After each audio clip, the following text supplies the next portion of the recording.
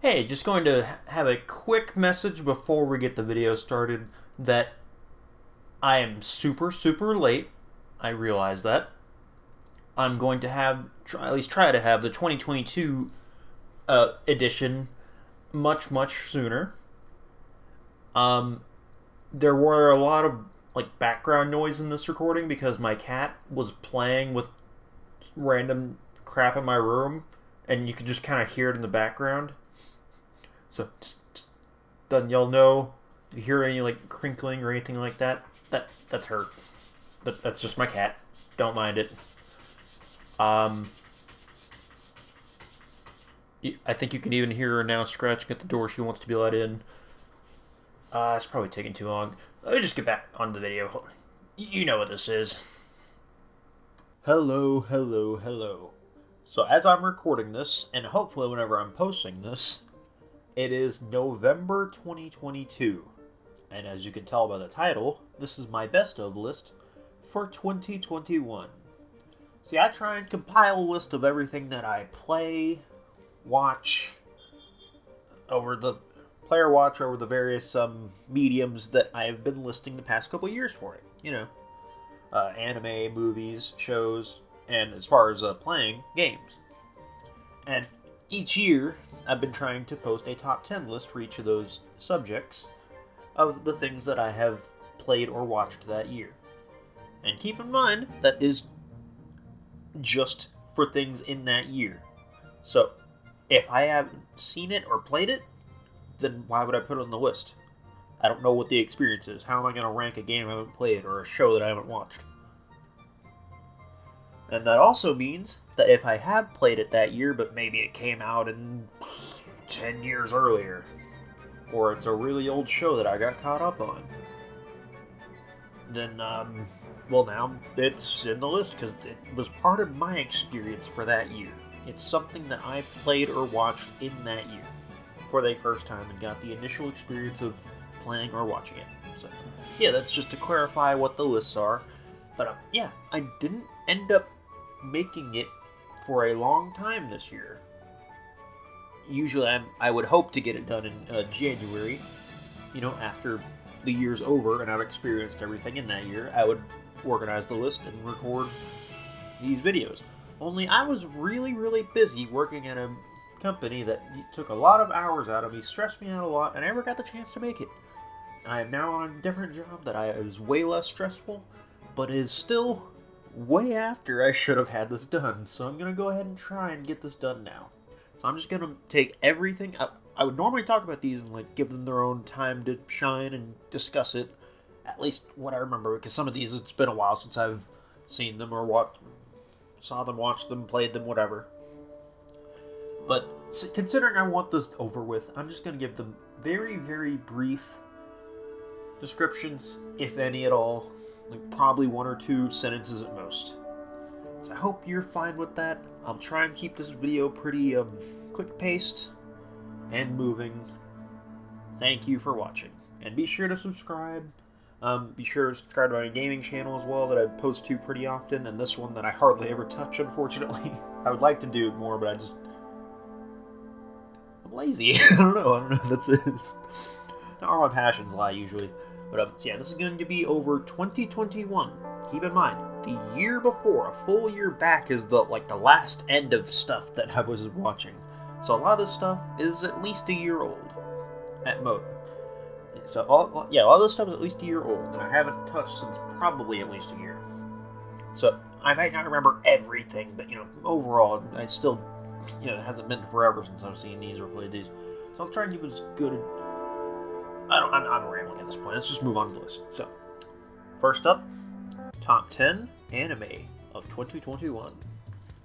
Number 10, My Hero Academia Season 5. This wasn't their best showing as an anime. I feel like they paced things badly a bit, but overall it's still pretty good. Didn't wow me, but it's still My Hero. It's not terrible. Number 9.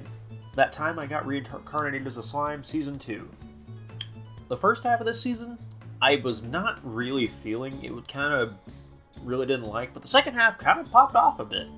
I still don't love the world that much, but I think that this still has a lot of room to grow and shine, hopefully. Number 8, My Life as a Villainess Season 2. Wasn't as good as Season 1, but was still pretty fun. Number 7, I watched Bakuman, which is made by the same person that made Death Note, or is it people? I don't remember. But yeah, the same ones that made Death Note, and this is more about writing/drawing manga. And I read the manga of this beforehand I watched the anime, and I will say it is better in manga form, just because, it's a manga about making manga, while an anime about making manga doesn't fit quite as well. And yeah, it was pretty good. Especially love a lot of the parts where you just feel the passion of these characters, but I feel like it could have been better. Could have been better. Number 6, Michiko, however it's pronounced, Michiko Tensei, or My Jobless Reincarnation, Part 1 of Season 1, because I don't think Part 2 came out this year. Keep in mind, I haven't. It's been over a year since I watched Part 1, but I don't think Part 2 of Season 1 came out in this year. And Part 1, honestly, even with the various problems you could have with the main character, this anime is so good. Like, the world feels like fully realized, and a lot of the characters are so fun. It's a lot more fan servicey and pervy than it really needs to be, but it's kind of part of the point of showing how horrible the main character is and how much growth he's going to have. Which I guess I can kind of get past a bit for the sake of, like, enjoying the story. Even though, obviously, I don't like him as a person, obviously, but, like, I think he's interesting. And will get more interesting as he grows, I hope. So yeah. Number 5, The Great Pretender. I believe I watched both Season 1 and Season 2. It was very good. Wouldn't say it was quite as good as, like, the hype that a lot of people talked about it led me to believe, but it was very, very fun. I think when it comes down to it, it just wasn't... A lot of the cons didn't feel quite as, like, wow factory, It wasn't as, like... I didn't feel as impressed by those as much as I would have hoped I would be. It didn't feel quite as smart as it felt like it tried to be. I don't know how to phrase it exactly, but I really liked it, but it didn't quite meet the expectation I had for it. Okay, so number 4, Vivi Fluoride Eye's Song. I'm not going to say I could explain the time travel mechanics to this very well, but it was so good action-wise and character-wise. I had so good with the action and character. That's the part of it that I loved, but time control mechanics probably fall apart if you try and explain them, so because I realized near the end of the anime, I'm like, wait a minute, this doesn't make sense. But it's fine if you can get past that. Number 3, To Your Eternity. See, half of this show was, like, incredible, and half of it was just very good. I really loved, like, the first part and the second part. It's kind of the middle that I just kind of felt a little bit of a slog. Not that it was bad by any means, but I will say that it felt like the pace slowed down a ton, and it felt a bit too slow. Not that I minded being in the world, but, it just felt like it took a little too long. But To Your Eternity, as I'm recording this, I think Season 2 just came out. I haven't watched it yet, but I'm hoping it picks up just as good as the first season was. So yeah, I don't know if I'm going to watch that tonight or something, but soon I'll get caught up on the new episodes, because I think that just came out. Number 2, Wonder Egg Priority. I have not watched the OVA, or the special that came after, So apparently that's really bad and ruins it, but I haven't watched that. I've only seen the 12 episodes that are in the main anime, and I love them. So damn good. So damn good. I love Ai. I love her to death. And all the other girls are really great too. And just like, yeah, it's good. It's just so good.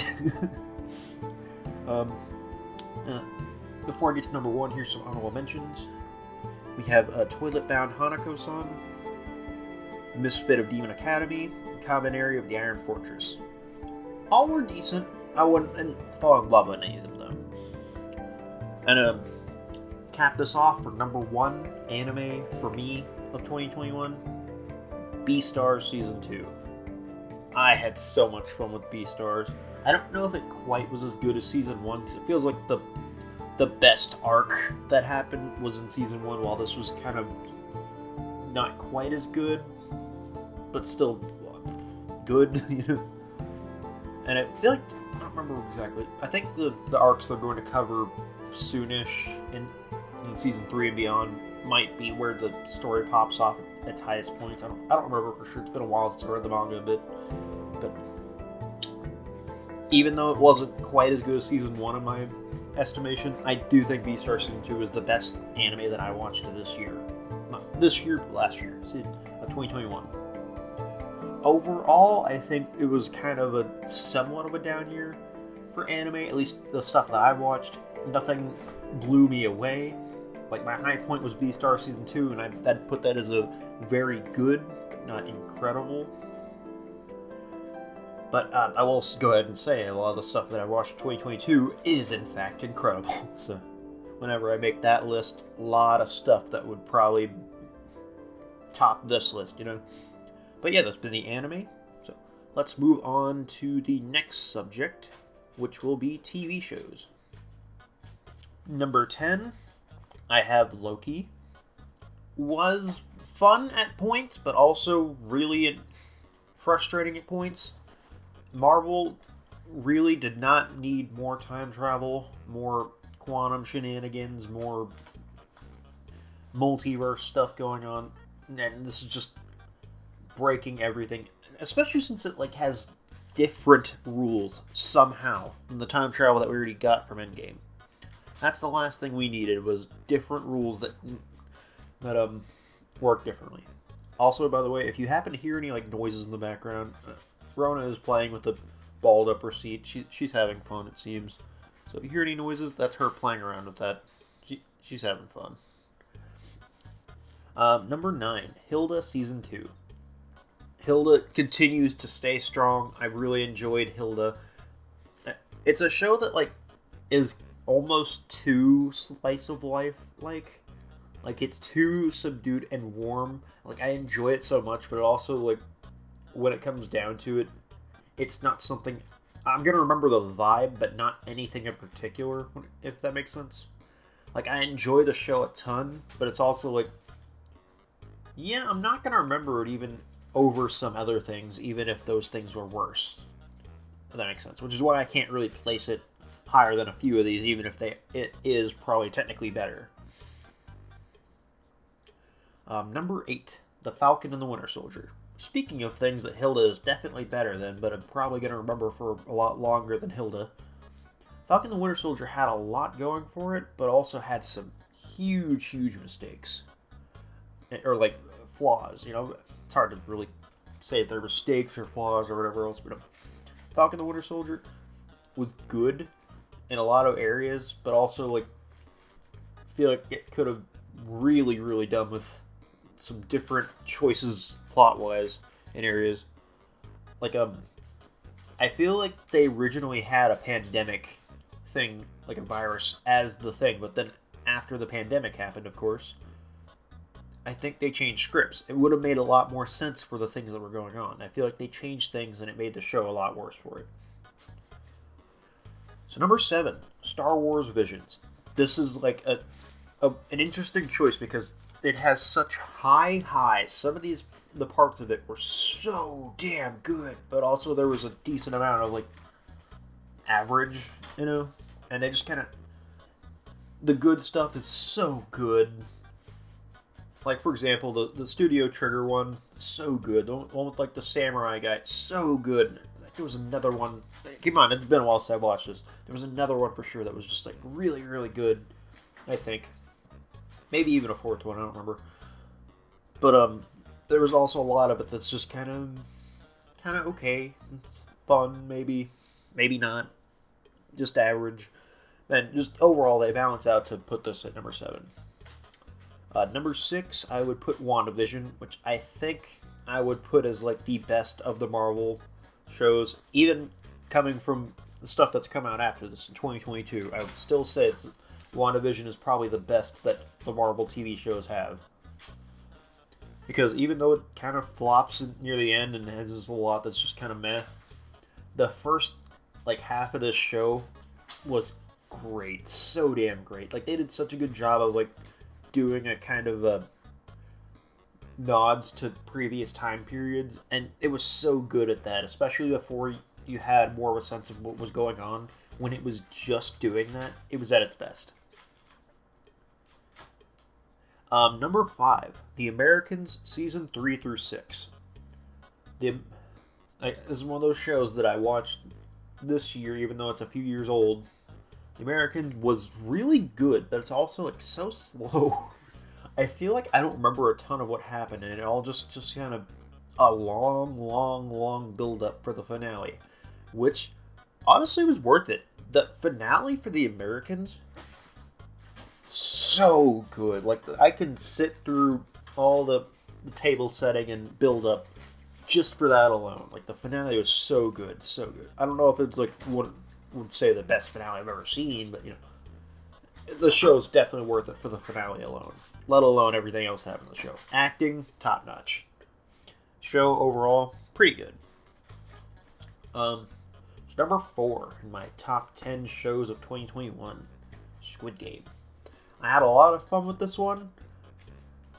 I'm in love with what's her name? I don't remember her name or her number, the number she had in the Squid Game, but I'm a fan. I love her.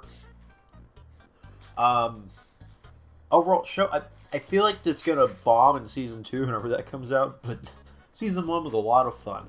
I will say that. Season 1 was just a ton of fun. Number 3, The Owl House, season 2, part 1. So, I will go ahead and say, from 2022, that the Owl House season 2 gets so much better. But even then, part 1 is so good. It's like the first half of season 2 took such a huge jump up from season 1, and then the second half of season 2 took an even huger jump up from season 2. Like it just gets so damn good. The Owl House is so good, and I can't say good enough good things about it. Between Hunter, Amity, and all the other characters are just fantastic. It's hard to say. It's hard to argue against this show. It's so good. It's just so good. Number 2.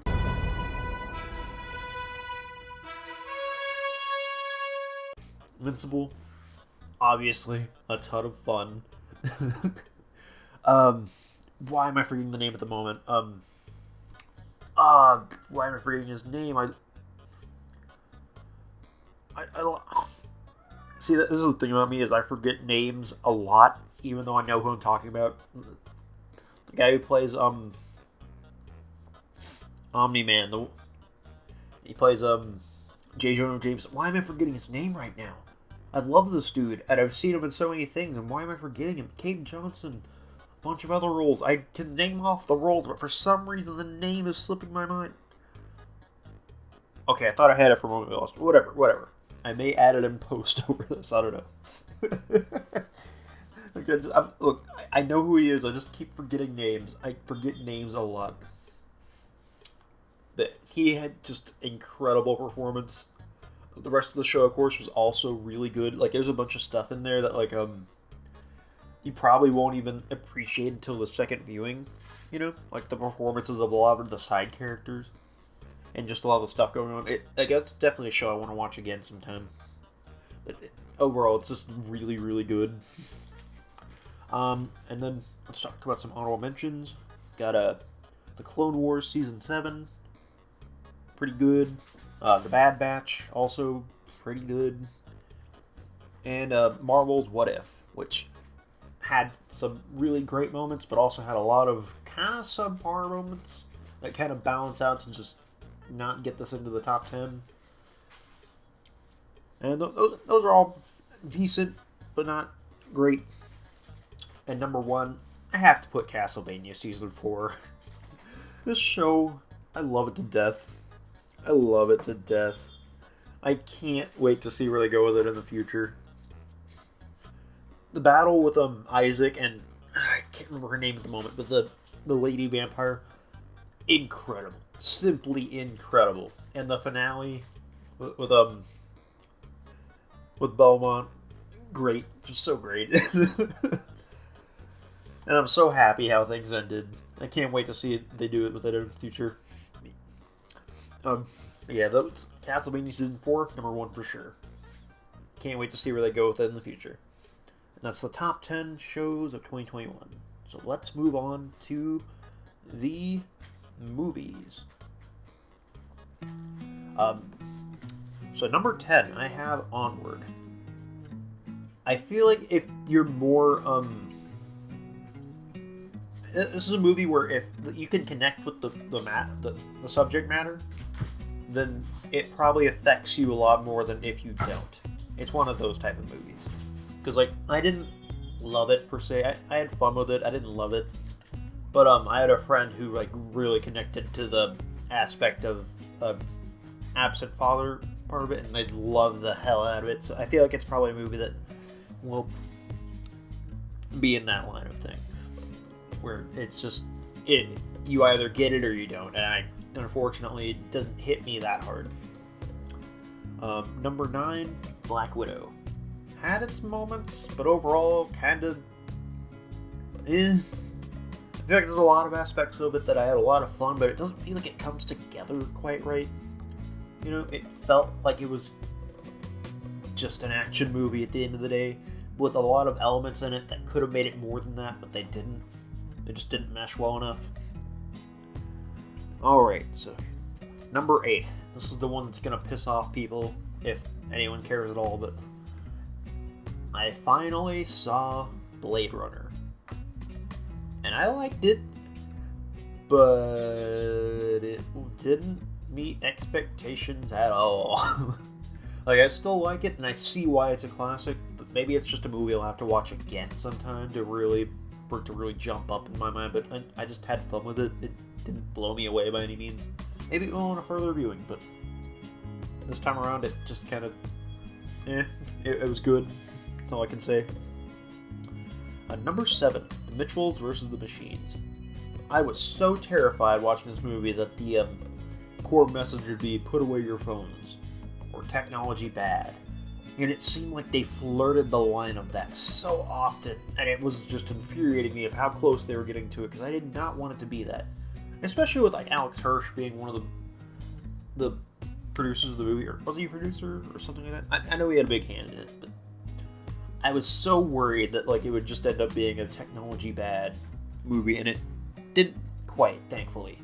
But it got so close to that line so many times, and I just, I felt like it ruined my experience of it a little bit. Not that the movie did anything wrong, but just that, like, I kept expecting it to take that next step, and it never quite did. And I was just worried about that the whole time. Maybe I need to rewatch this again just to get like a stress-free viewing of it, if that makes sense. Number 5, Shang-Chi and the Ten Rings. And I will say there's a big gap between this and number 4. I had a lot of fun with this. It's probably the second best Marvel movie that they've had since Endgame, honestly.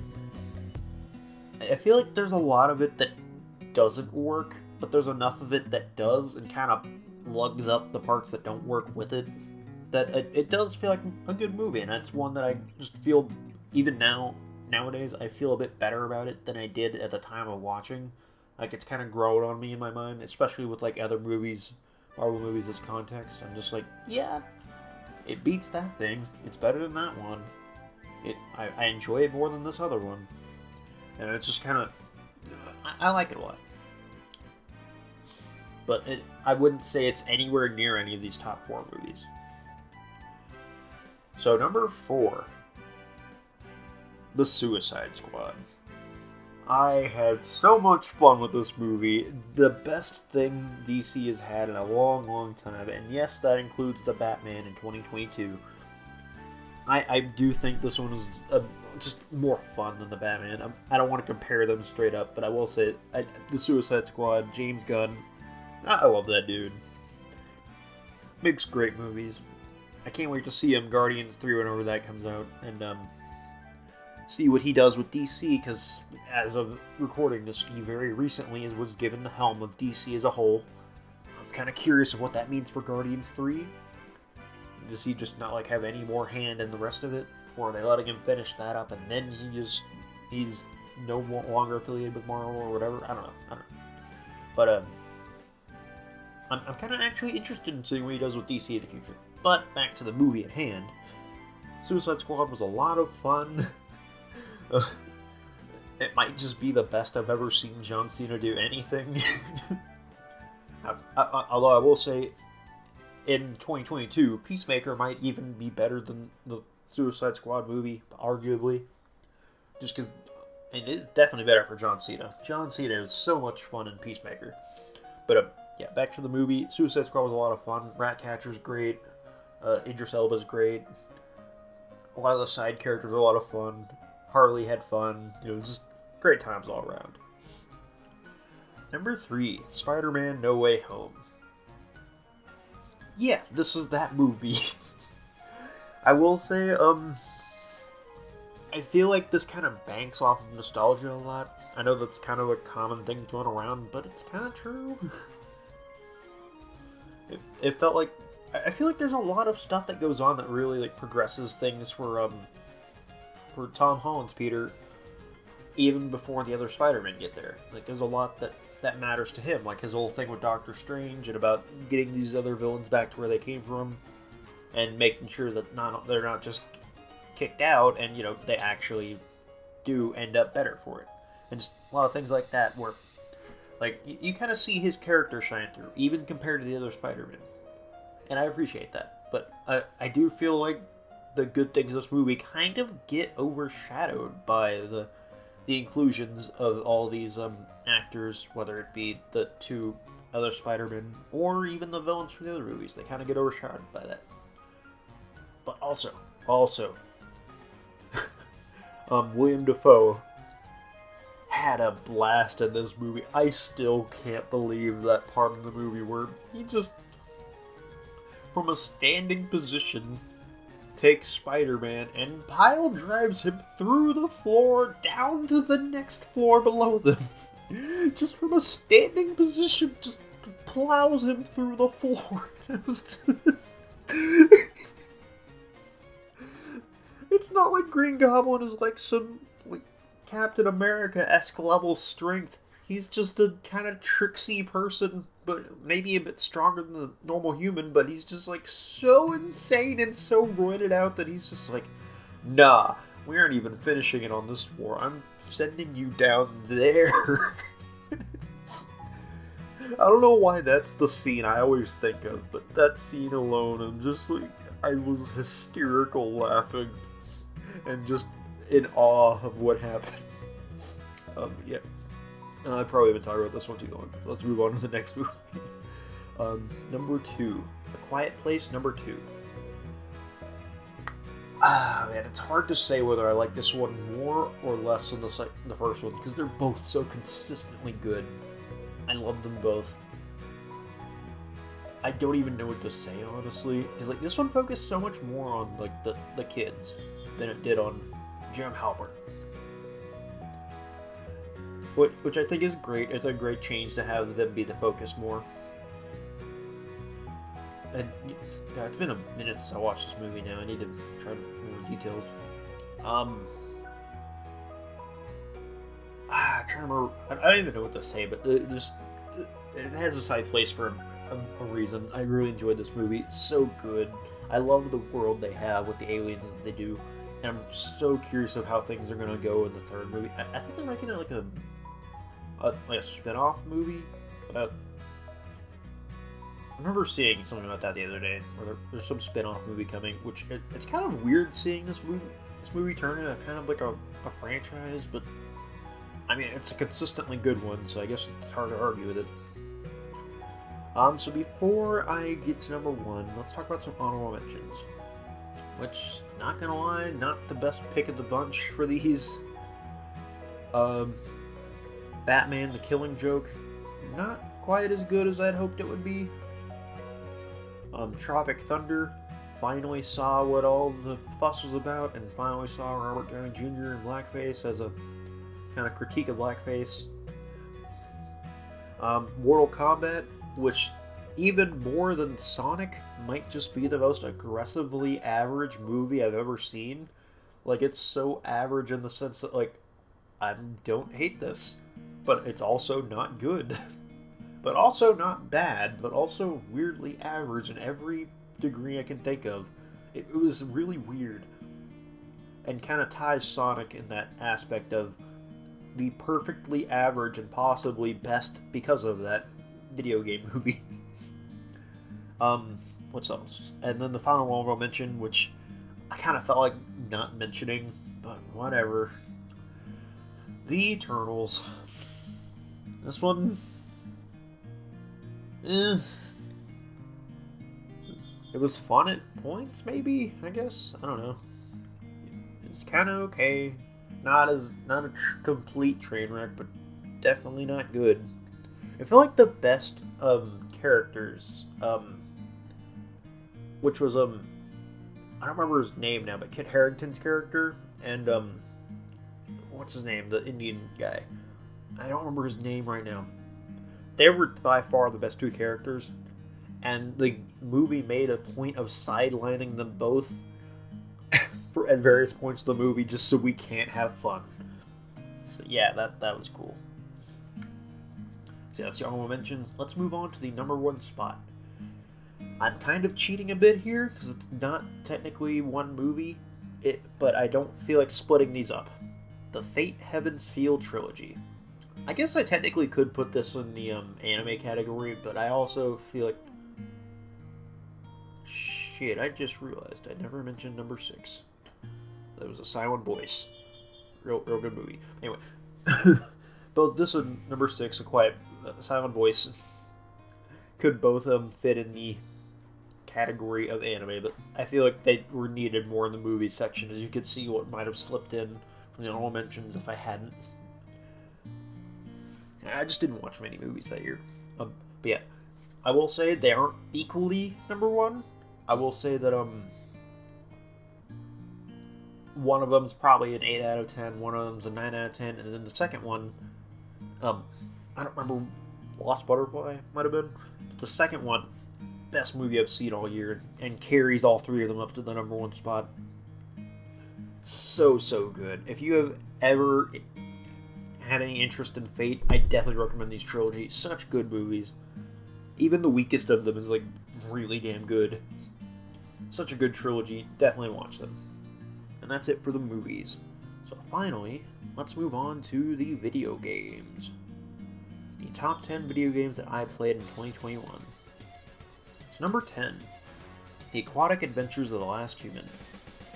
I had a lot of fun with this one. I didn't quite finish it just because I felt like I was just butting my head against the wall with one of the boss sections. But that's okay. I felt like I got a pretty good experience in the game overall. Had a lot of fun. Really interesting game and a really interesting world. Number 9, The Suicide of Rachel Foster. This one was kind of tried to be creepy. Didn't quite execute it that well most of the time, but it tried to be creepy. Number 8, Guardians of the Galaxy.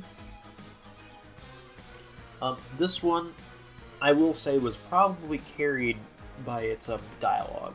The characters, there was so much fun to be had if you were just walking around with them, having conversations, listening to the characters banter with each other. That's where the game's strong suit.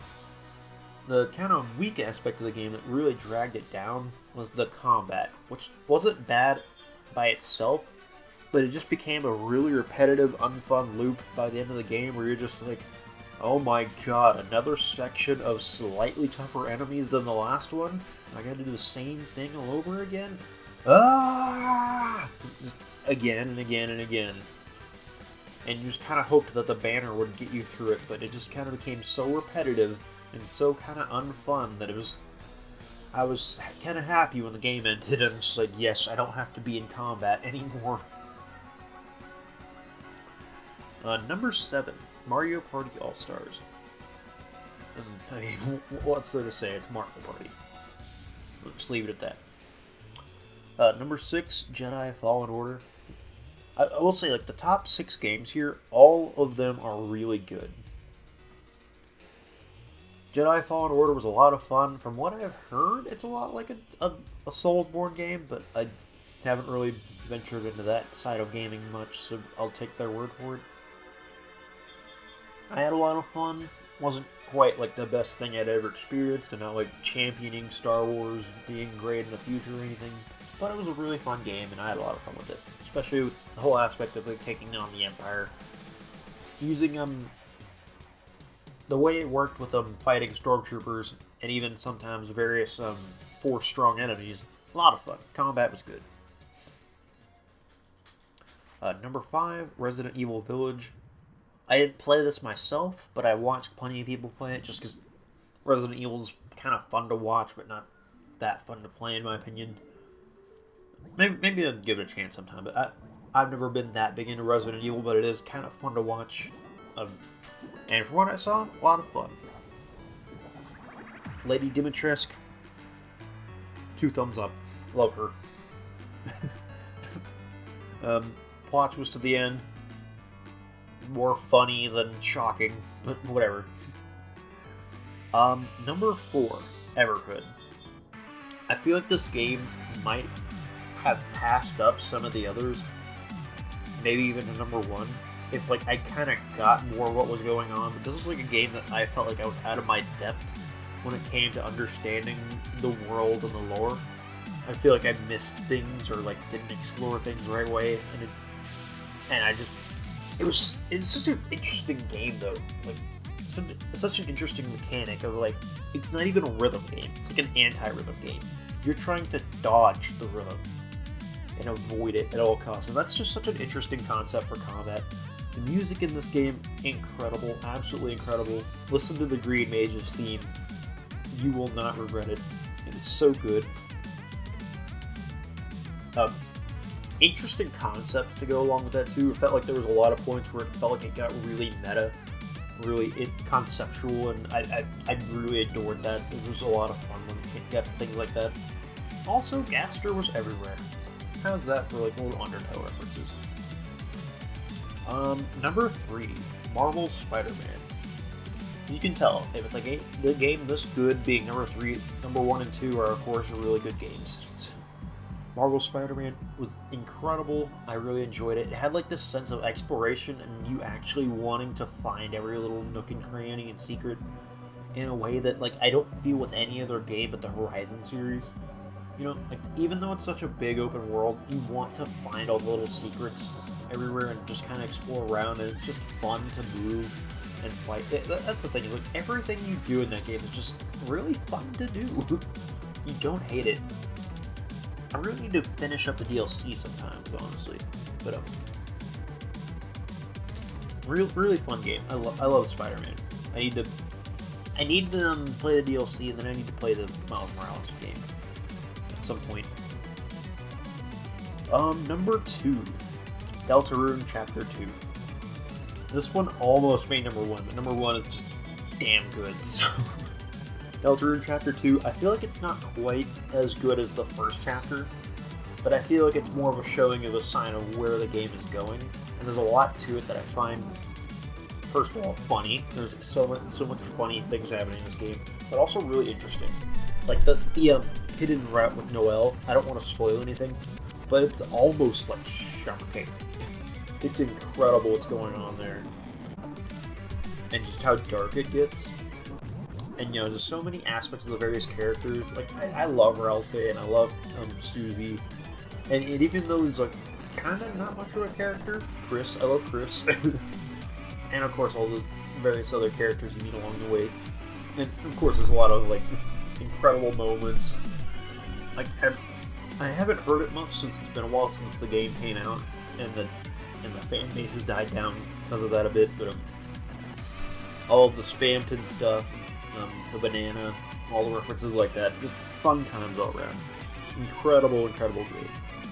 So before I get to number 1, let me talk about some honorable mentions. There's The Fall. Really interesting game. I plan to play the second one at some point, just whenever I get around to it. The First Tree. It was really heartwarming and really nice. Then Liar Liar and Liar Liar 2, which honestly funny games.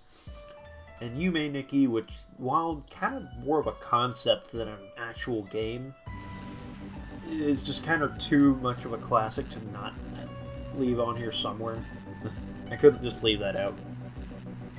And finally, on to number 1, which I'm still really surprised that I didn't see more talk about this game being like Game of the Year or anything like that, you know. But Little Nightmares 2 was phenomenal. I feel like there's a part that like I got stuck on whenever I played in the school, where I like got trapped because I missed something in a save point. But besides that, it was just incredible moment after incredible moment. The atmosphere, fantastic. The ending is... There's hardly any games that can compare to the ending of that game. It's so good. It's just so good. Little Nightmares 2 was without a doubt the best game of the year for me. I loved it. And yeah, that's been my top 10s this year. With anime, shows, movies, and video games. Hope you guys at least somewhat have an understanding and don't just like hate it. If you disagree, feel free to leave your thoughts in the comments or even make your own video and tell me about it. Hope you guys enjoyed the video. See you all another time. Bye.